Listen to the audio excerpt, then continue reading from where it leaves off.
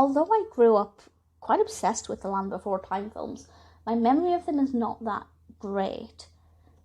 I did have the PlayStation 1 game, and I seem to remember more of that than I do the films. So I decided to watch The Land Before Time 14, Journey of the Brave. And as I started watching it on Netflix, I thought, I don't recognise this. And then it turns out it was released in 2016. I had no idea they were still making these films. And the best thing about it is that the animation style, although maybe a bit sharper, is still very true to the original style. And I love that. I love that they haven't felt the need to update it to this CGI approach that a lot of animations are now doing. Really pleasantly surprised by that. The narrative itself is really sweet. Littlefoot's father is stuck somewhere, and he and his friends decide to go and take it upon their young selves to go and find him. And it's a very dangerous adventure.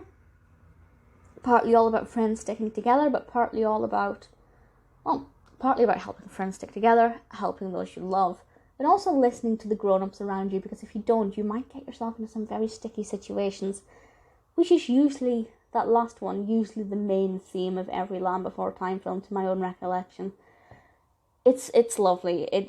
Although I obviously don't remember this one because it was only released a few years ago, the voices, the animation style, it brought back so many memories. And when Chomper came out, because I'd completely forgotten about Chomper, and when Grandpa Longneck mentioned Chomper, I just was a child again. So if you grew up with these, even if you haven't seen this one, I feel like it will transport you back a little bit. It is beautiful. The narration itself, in terms of the narrative style, I think it progresses quite well. The story doesn't take too long to get going, but it doesn't feel too rushed. There are some nice songs in this, and I think my favourite is the one, I can't remember what it's called, but it's like Better Off Alone or Better Off on My Own. I'm sure you'll know exactly which one I mean if you watch it, but I really enjoyed that one a lot. I never realised how much Ducky was always saying, yes it is, yes it is. I had no recollection of that whatsoever, but the characters otherwise all feel quite true to what I remember them. Littlefoot was always my favourite. I never really liked Spike, and I certainly didn't like Cera. Really could not stand Cera as a character. Petrie, I never used to like to my recollection, but he's really cute here, and he plays a really sweet role. Everybody kind of fits in well. The characters obviously all have very different personalities, which when you're watching it on screen makes it much more fluid and makes the adventure flow more effectively. The narrative, as I said, is very interesting. I'm not going to tell you what happens at the end, but I will say it's emotionally safe for younger children.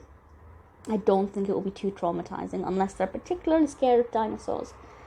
But this one is not very scary. I don't think they encounter any kind of scary dinosaurs.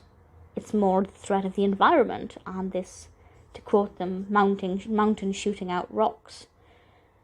So there's definitely a threat, but it's the environmental threat rather than the threat of another monster, if you like.